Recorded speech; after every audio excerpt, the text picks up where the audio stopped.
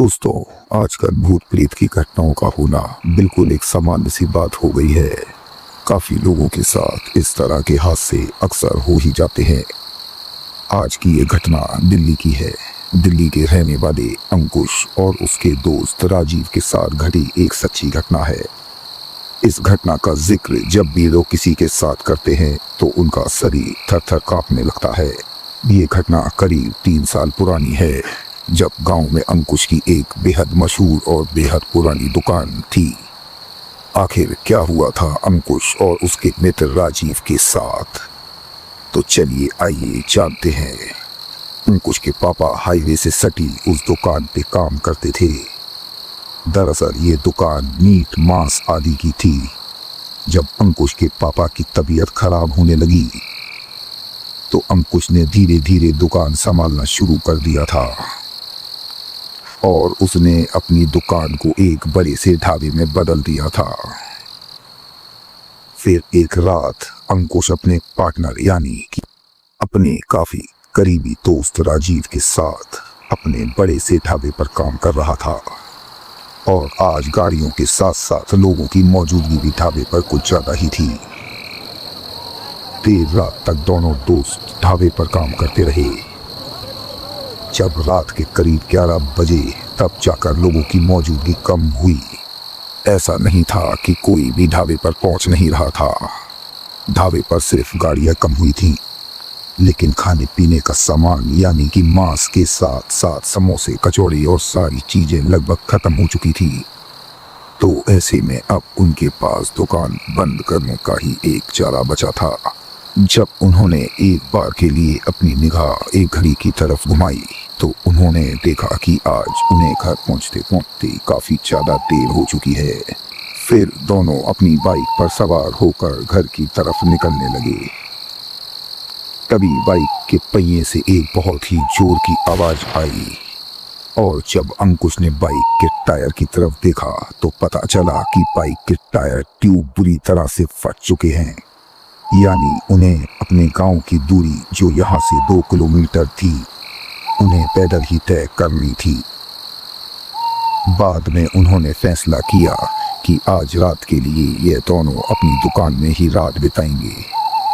फिर उन दोनों ने वही किया। उन्होंने दुकान का ताला खोला और फिर से दुकान में दाखिल हुए।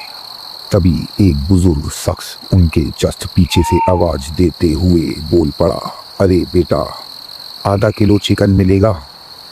जिस पर अंकुश ने साफ मना कर दिया, मगर उस बूढ़े अंकल ने जाते वक्त अंकुश से कहा, बेटा, पास में पड़ने वाला चौराहा बहुत ही खतरनाक है, तो उम्मीद है कि तुम बच के रहोगे। हालांकि वो बुजुर्ग आदमी क्या कहना चाहता था इस बात की समझ ना ही अंकुश को थी और ना ही राजीव को। उन्होंने उस बूढ़े आदमी की बातों को अनसुना कर दिया और फिर दुकान में जाकर लेट गए। गर्मियों का मौसम था और मच्छरों के आतंक से बचने के लिए अंकुश ने पंखे को ऑन किया, लेकिन आज तो किस्मत ही खराब थी कि लाइट भी चली गई और बाद में मच्छरों के झुंडों ने दुकान के अंदर अफरा तफरी का माहौल बना दिया, जिस कारण अंकुश और राजीव थक हार कर दुकान से बाहर निकले और अपनी चारपाई को दुकान के बिल्कुल सामने की दिशा में रख दिया और फिर वापस लेट गए। तभी उन्हें अपने आसपास कुछ हलचल महसूस हुई और जब उन्होंने अपनी नजरें चारों तरफ घुमाई तो उन्हें कुछ भी दिखाई नहीं दिया। फिर कुछ देर के बाद बिल्कुल वैसी आवाज जो अंकुश को सुनाई दी थी, सेम वही आवाज राजीव के कानों में पड़ी। ये आवाज किसी कुत्ते के गुर्राने की तरह लग रही थी, मगर जब राजीव ने भी अंकुश की ही तरह चारों तरफ देखा तो उसे भी ऐसी कोई चीज नजर नहीं आई।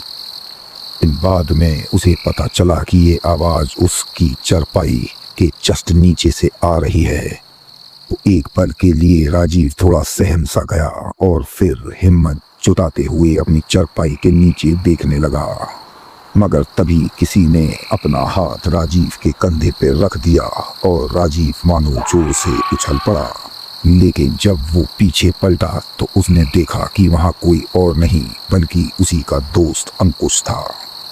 अब राजीव की सांस में सांस आई और अब उस आवाज का आना भी बिल्कुल बंद हो चुका था। अंकुश ने कहा, अरे क्या हुआ, इतना घबराया क्यों है? तो राजीव ने अंकुश को बताया कि उसने अपनी जिंदगी में पहली बार किसी अनजानी ताकत के होने का खौफ सता रहा है। और फिर क्या था, अंकुश राजीव पर जोर जोर से हंस पड़ा। मैं आपको बता दूं कि अंकुश इस सब बातों पर कुछ खास विश्वास नहीं करता था। इस वजह से उसने उल्टा राजीव का मजाक उड़ाना शुरू कर दिया। तभी अंकुश की चारपाई एकदम से हिलने लगी। ऐसा लग रहा था मानो कोई उस चारपाई के नीचे जाकर उसे जोर जोर से हिला रहा है। राजीव झट से नीचे देखने लगा और फिर उसने अजीब देखा जो बिल्ली के समान था। ना ही तो वो कोई बिल्ली जैसा था और ना ही किसी कुत्ते की तरह, मगर हाँ, उसका पूरा बदन काले काले बालों से ढका हुआ था। और जब राजीव ने उसे वहां से भगा दिया तो पता ही नहीं चला कि वो कब उसकी आंखों से एकदम से ओझल हो गया। पर अंकुश की चारपाई को इतना छोटा सा जीव कैसे हिला सकता है, यह बात तो सोचने लायक थी। उस समय रात के लगभग 1 बज रहे थे जब उन दोनों की नींद उन्हें गुड बाय बोल चुकी थी। अब उन्हें बिल्कुल भी नींद नहीं आ रही थी, जिस कारण दोनों अपने फोन में टाइम पास करने लगे। लगभग आधे पौन घंटे तक सब कुछ एकदम सही रहा, लेकिन थोड़ी देर बाद शुरू हुआ उस मनहूस रात का पूरा खौफनाक दिल दहला देने वाला वक्त। अंकुश चुपचाप फोन चला रहा था कि उसके गाल पर एक जोरदार तमाचा लगा। यह इतनी जोर से लगा कि अंकुश गुस्से से तिलमिला उठा। वो चारों तरफ का नजारा देखने लगा, लेकिन राजीव तो अपनी चारपाई पर आंखें बंद करके अभी भी लेटा हुआ था। लेकिन उसके अलावा यहाँ चारों ओर तो कोई भी मौजूद नहीं था। अंकुश चारपाई से उठ खड़ा हुआ और अंधेरे से डूबी इस रात में हाईवे पर चारों ओर देखने लगा। पर दूर दूर तक बंजर पड़ी सड़क ही नजर आ रही थी। और तभी लाइट का आगमन हुआ तो अंकुश राजीव के पास पहुंचा और उसे पूरी बात बताई। तब राजीव ने कहा, मैंने पहले ही बोला था यहाँ पर कुछ तो बहुत बड़ी गड़बड़ है और उसे हम लोग देख नहीं पा रहे हैं और ना ही उसे महसूस कर पा रहे हैं। राजीव और अंकुश दोनों पूरी तरह से कपते हुए दुकान में दाखिल हुए और दुकान में पहुंचने के बाद उन दोनों ने दरवाजे को अंदर से लॉक कर लिया कि वो किसी अनजानी ताकत से बचकर वहां रह सकें। फिर थोड़ी देर बाद बाहर से आवाज आई, हेलो भाई साहब, क्या थोड़ा खाना मिल सकता है? आपको एडवांस पैसे मिल जाएंगे। मगर खाना तो कब का खत्म हो चुका था, इससे पहले कि वो आवाज एक बार फिर से आती। अंकुश ने दरवाजा खोल दिया और जब वो बाहर निकला तो उसकी सांसें तेज होने लगी, क्योंकि बाहर का पूरा नजारा एकदम खाली था। चारों ओर एक गहरा सन्नाटे की चादर बिछी हुई थी और फिर अचानक ही पता नहीं कैसे अंकुश का शरीर उसके कंट्रोल से पूरी तरह से बाहर हो चुका था। वो ना चाहते हुए भी चौराहे की तरफ चल पड़ा और उसके पीछे पीछे राजीव भी। राजीव को समझ नहीं आ रहा था कि आखिर अंकुश क्यों उस रास्ते की तरफ लगातार बढ़ता ही जा रहा है। राजीव बिना कुछ सोचे समझे उसके पीछे पीछे चलता ही रहा, मगर उसी वक्त राजीव को अपने पीछे से अपने ही दोस्त यानी अंकुश की आवाज आई। और जब राजीव पीछे पलटा तो उसे अपनी आंखों पे विश्वास नहीं हुआ कि उसके जस्ट पीछे उसका मित्र अंकुश खड़ा था। फिर जोर जोर से चीखने और चिल्लाने की आवाजें राजीव के कानों में पड़ी तो उसने देखा कि उसका दोस्त अंकुश बहुत जोर से चीख रहा था और साथ ही वो झटपटाने लगा। ऐसा लग रहा था मानो किसी ने उसका शरीर हवा में लटका दिया हो। राजीव का दिमाग काम करना बंद कर चुका था, क्योंकि अक्सर डर के माहौल में राजीव का दिमाग काम करना बंद कर देता था। अब जो करना था वो सिर्फ अंकुश को ही करना था और उसने किसी तरह अपने आप को संभाला और फिर अपनी पूरी ताकत झोंक कर वहां से भागने की कोशिश करने लगा।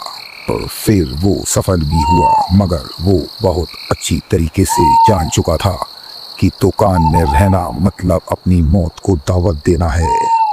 इससे पहले कि अंकुश अपनी दुकान के पास पहुंच पाता, उसका दोस्त राजीव उछल कूद मचाने लगा और तो और उछल कर एक पेड़ पर चढ़ गया और फिर अपनी दोनों आंखों से अंकुश की तरफ देखने लगा। वही उस सड़क के पास एक छोटा सा खेत बना हुआ था और वहां एक बल्ब जल रहा था। मगर जब अंकुश ने अपनी नजरें राजीव पर गड़ाई तो उसने देखा कि अब उसका पूरा शरीर बदलने लगा है और साथ ही उसका चेहरा भी किसी शैतान जैसा बन गया है। अंकुश पीछे खिसकने लगा और अंधेरे की वजह से वो लड़खड़ाते हुए धड़ाम से नीचे गिर पड़ा और उसने देखा कि वो जिस चीज से टकराया था वो कोई और नहीं बल्कि राजीव था, जो बेहोशी की हालत में वहां पड़ा हुआ था। अंकुश पूरी कोशिश करते हुए राजीव को उठाने लगा और थोड़ी मुशक्कत करने के बाद वो होश में आया और फिर सही मौका मिलते ही राजीव और अंकुश दोनों उसी खेत की दिशा की तरफ भाग पड़े और लगातार 5 मिनट भागने के बाद दोनों अंत में उस जगह पहुंच गए जहां एक छोटा सा चमकता हुआ घर बना हुआ था।